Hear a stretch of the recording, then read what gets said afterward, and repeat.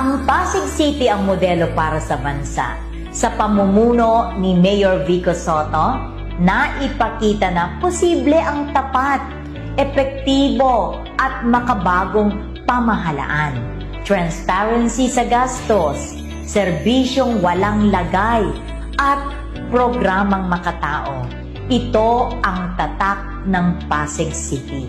Naisantabi ang politika at nangibabaw ang serbisyo para sa lahat, mayaman man o mahirap. Ginamit ang teknolohiya para mapabilis ang transaksyon at maiwasan ang korupsyon.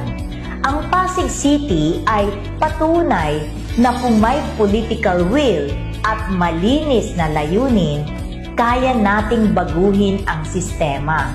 Kung kaya sa Pasig, kaya rin sa buong Pilipinas.